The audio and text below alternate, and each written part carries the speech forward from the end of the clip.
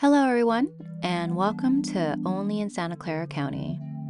We are a sister project of Only in San Jose, a civic education podcast series dedicated to demystifying and democratizing the process of local government and civic participation in Santa Clara County. My name is Ellina Yin, and I will be your host.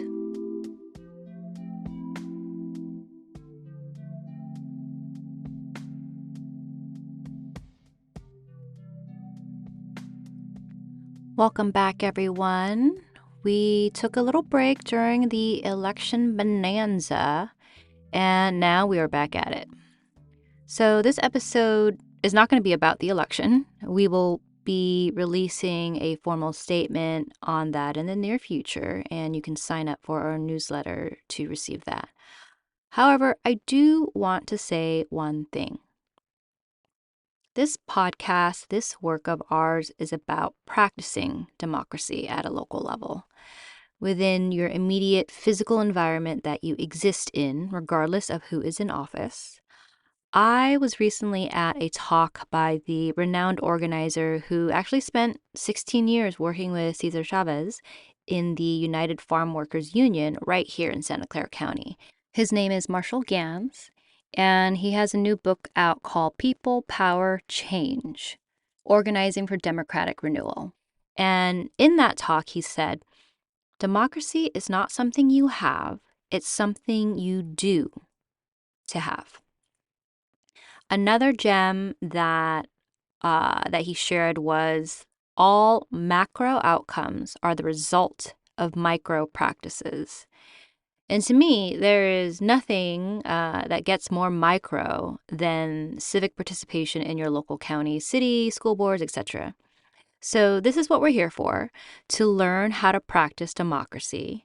And I'm not saying this process is perfect by any means, but in order to improve it, we have to roll up our sleeves and get to work. All right. End rant. Moving on. So, what happens when we are able to collectively roll up our sleeves and get to work at that local level? So, that is what these last few episodes are focused on. In episode 6, the previous episode, we covered Santa Clara County and how they were leading the way in fighting the most common theft in America, wage theft. And just a little more on that.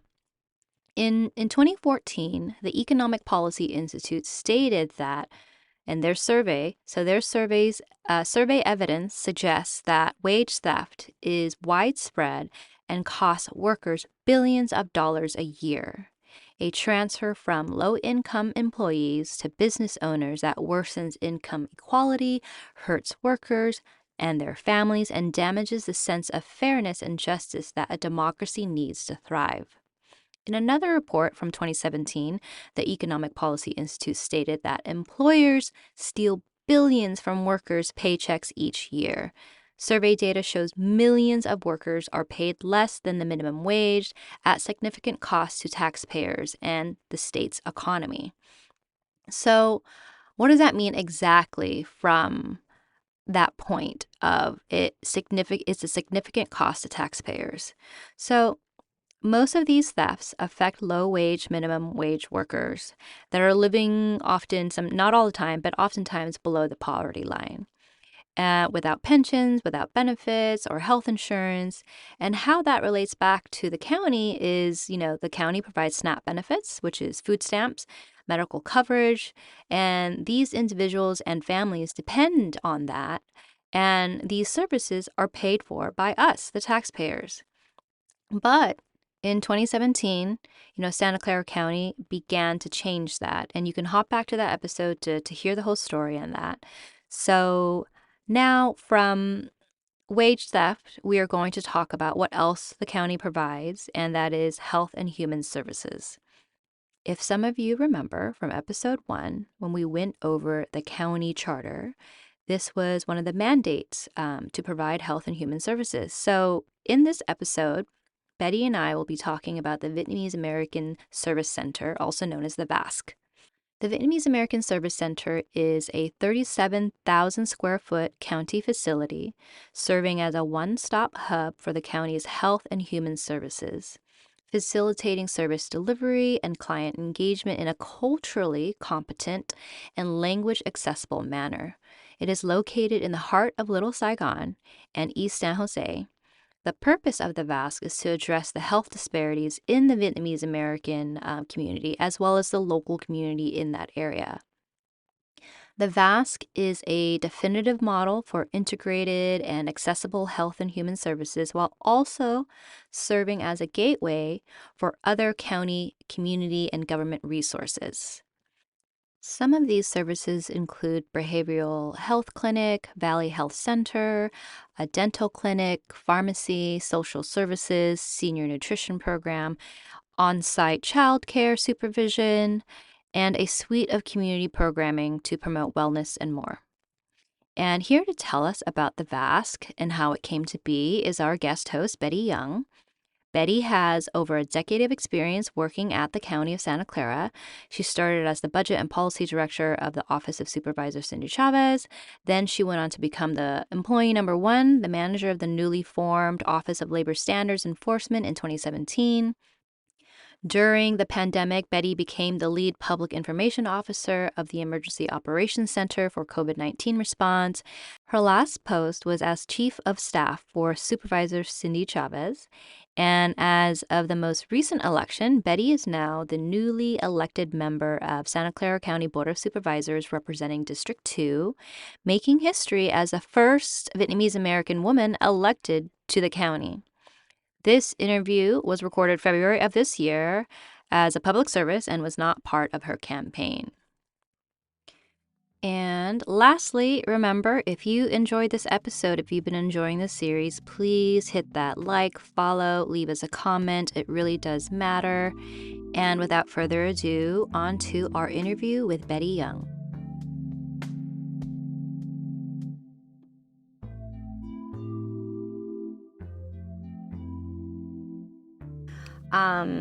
So more precedent setting. So now we're going to talk about the Vietnamese American Service Center. Yes. And maybe we'll also wrap up the language access into that to that center. But so what is that?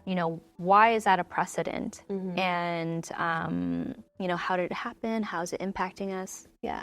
Oh, thank you. So the Vietnamese American Service Center mm-hmm. opened its doors in 2021. Mm-hmm.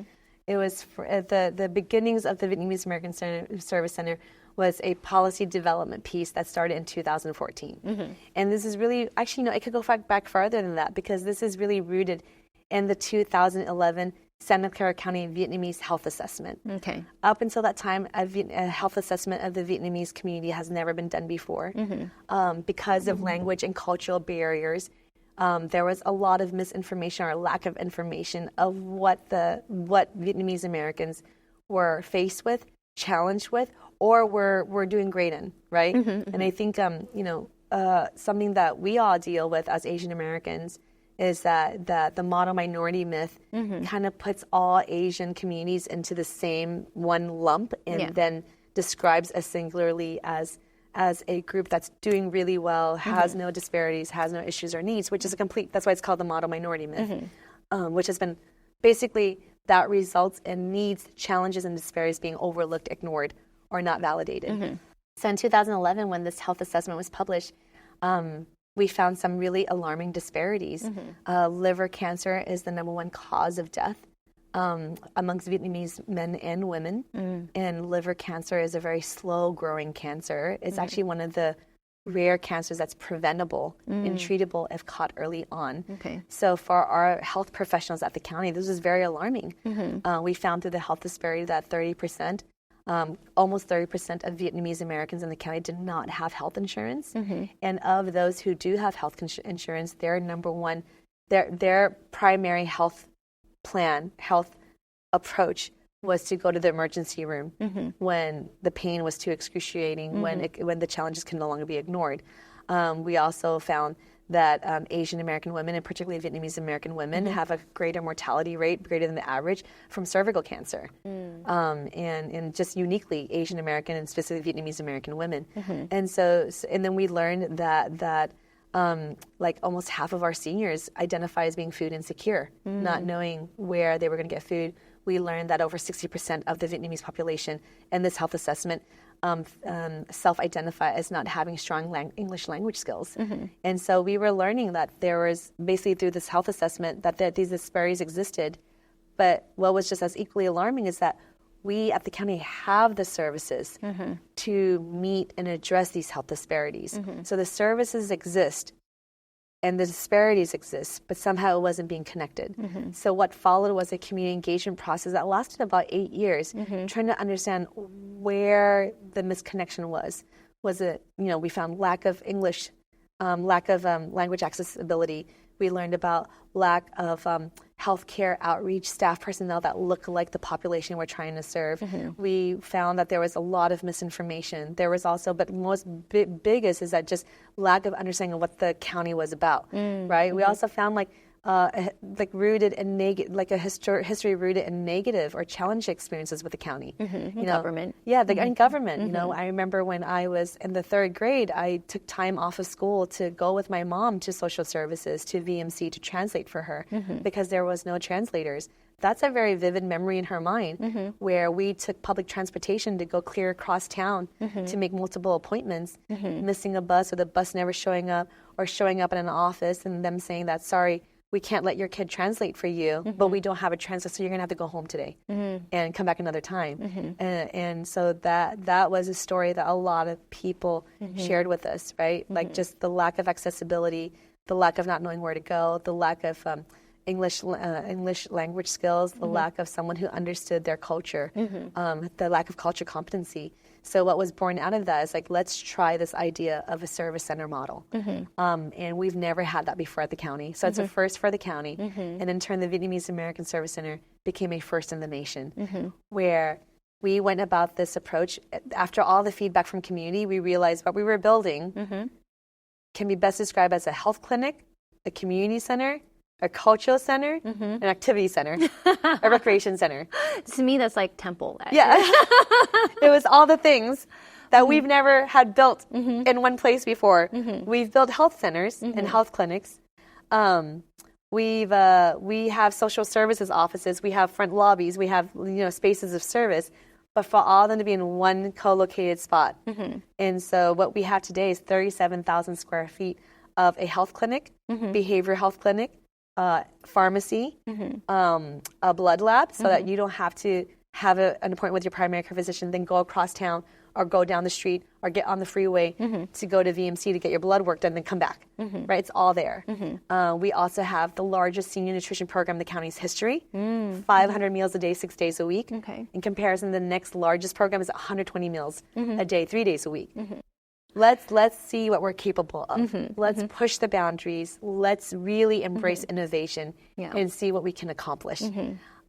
So largest nutrition program, Friday night karaoke. We have immigration legal services on site, U.S. citizenship classes. We have computer literacy, digital literacy classes for seniors. We have dancercise, Zumba, yoga. We have we also have story time for children there. We built in a on-site child supervision so that folks who are coming to the Vietnamese American Service Center for health appointments, counseling appointments, who don't have access to childcare, which is a huge problem for so many families. The child supervision room staff will be able to care for your child for the time that you're at the VASC, receiving VASC services. We have the District Attorney's Community Prosecution Unit there. So these are actual deputy district attorneys holding office hours for community to answer their questions, to look at their parking ticket, to look at their legal documents and say, okay, this is not you anymore. Yeah, it's not us anymore. Yeah, and it's being able to say, okay, this is what this is about, this is what this means. We have a social services agency staff there. So for all the folks who have memories or have experiences going to Center Road to the main office and standing in line, we also have an outpost at the Vietnamese American Service Center that you're able to talk to people about your social services programs and benefits. We also have mental health peer support navigators on site. And originally the model was for mental health peer support navigators to be they're an invaluable team at the county. of folks with lived experience caring for someone who has received behavioral health services, or they themselves having had to receive behavioral health services, lived experience in some way, trained, specialized, prepared for this. And they typically, the original model is that they are deployed to calls for care. Here we have them stationed, permanently deployed at the Vietnamese American Service Center. So we're able to handle everything, well, almost as much as possible, what comes through our doors in a kind, compassionate, proactive, timely manner. And I know it says Vietnamese American Service Center, but what's exciting about this, the center for the county, is not just the center of itself and what we're able to achieve there, but what is the operational blueprint that can be lifted out of this one project, and can it be replicated throughout our county system, so that everybody will have a consistent experience with the county, knowing that if I go to the county, this is my hopes and dreams, if I go to the county, someone kind and caring will help me. If I go to the county, someone will speak my language. If I go to the county and I don't have all the answers, and I don't know exactly what I'm asking for, someone will help me figure it out with patience and care. And that's what we're trying to replicate in a operational model that could be lifted and put everywhere, anywhere. That's amazing. What I feel like a reinvention or evolution of government services, what it could be. You know, it's a pilot, it's a new blueprint. And like you said, it says Vietnamese American Service Center, but it's not like you can't come in. No, it's available for the community. It's for the community. It is a unique space that is fully aware and carefully trained and oriented to address health disparities in the Vietnamese community, the only place that exists in that way at the county. But at the same time, they are there to serve the health disparities in the East Valley, in East San Jose.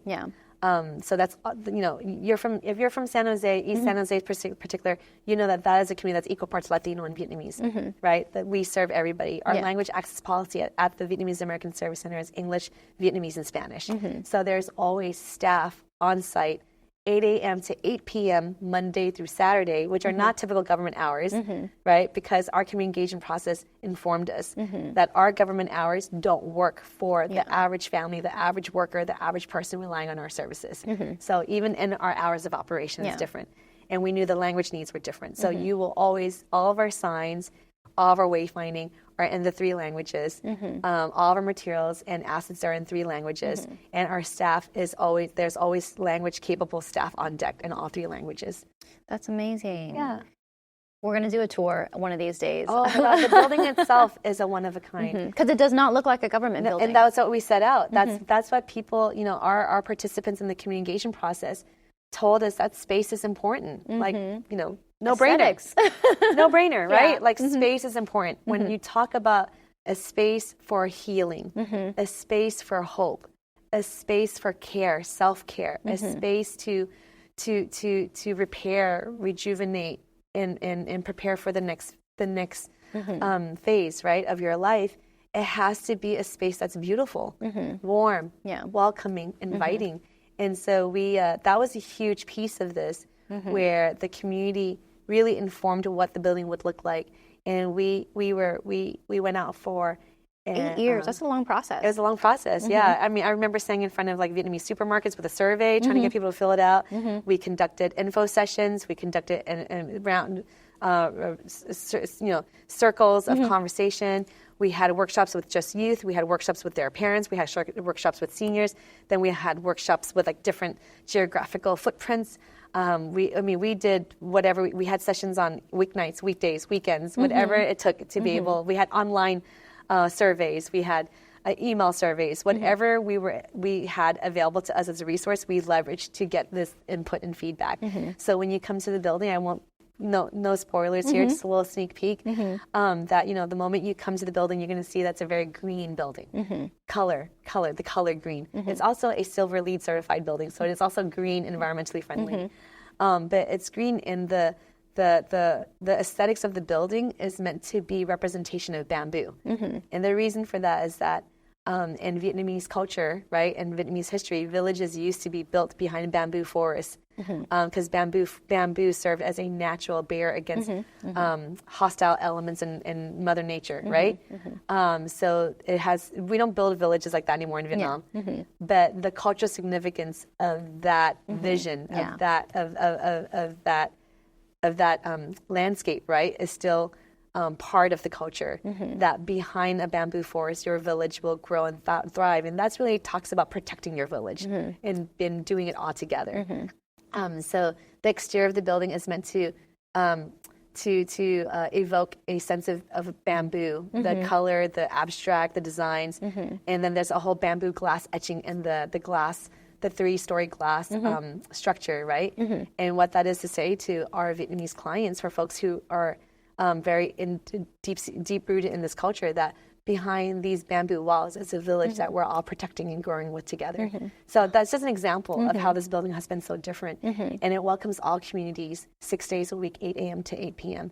And like I said, every aspect of the center is exciting. What's really just as equally exciting, if not the most exciting for me as a policymaker, as a policy wonk, is that looking further ahead towards the future, how do we take the lessons learned from this incredible project and making that something that's universal throughout the whole county organization? Absolutely. And I love hearing about community engagement is one of my favorite things. And it definitely shows with all the elements that you described that could have only come from the lived experiences of the community participating in the design process.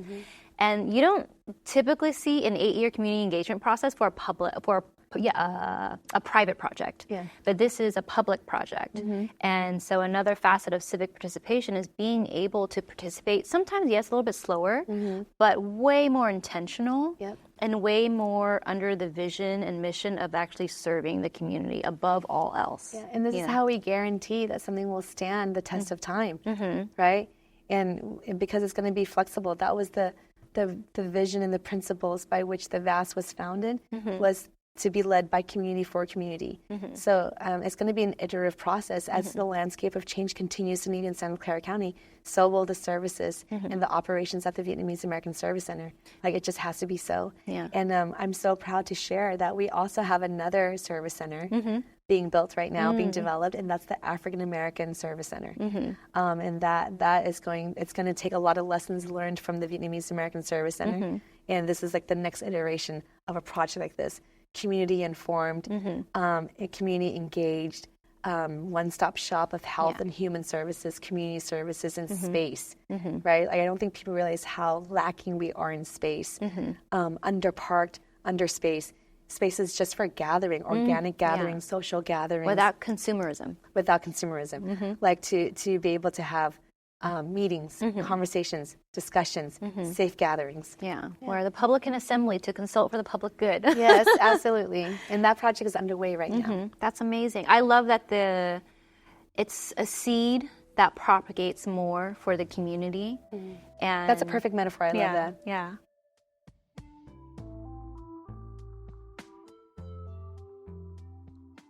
Okay, y'all. I have to say that was probably one of my favorite segments of this interview that I did with Betty. And the reason is that it shows what happens when we control our tax dollars and our government and its government employees, really empower its residents to be part of the process.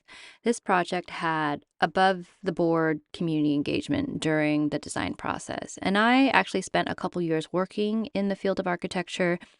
And the firm that I worked for, we designed schools, hospitals, master plans, etc. And let me tell y'all, typically the community engagement process is not this intense due to a number of reasons, but this building is a testament to the quality of community engagement. Now, if you feel so inclined, you can visit the Vietnamese American Service Center at 2410 Center Road in San Jose. And another update I wanted to share that is this project has kickstarted other models. There are a number of health assessments happening in the county, such as the African American ancestry, maternal and infant health outcomes, the Latinx health assessments. And earlier this year, funding was announced for the African American Community Service Center.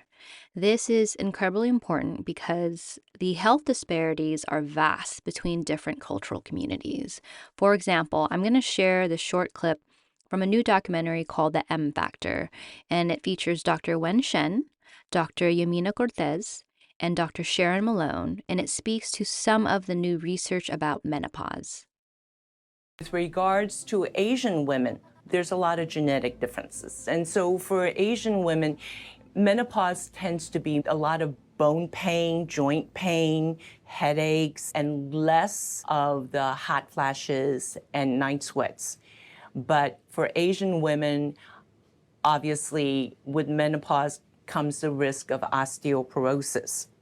So a lot of care needs to be taken for Asian women going through menopause to preserve bone health. Latinas, it's not a homogenous group. Latinas come from different countries, nationalities, languages, cultural influences. Either you were born in the US or not, and these all impact the menopause experience. And Latinas in particular have high levels of perceived stress and depressive symptoms and sleep disturbances during the menopause transition.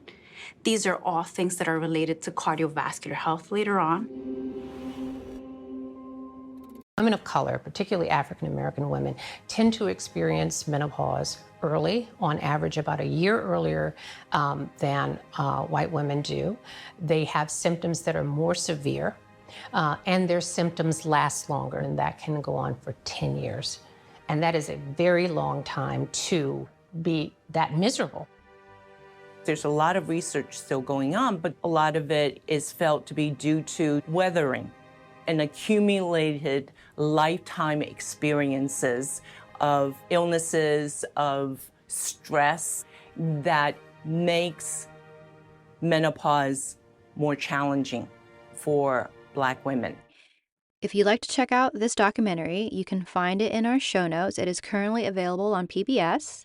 And so I really hope that this episode was revealing and provided you with maybe a more hopeful vision and perhaps a different perspective on the role of government and what happens when it is in our control. All right, folks, this wraps up this episode. If you'd enjoyed it, please hit that like, that follow button, leave us a comment or questions, and until next time.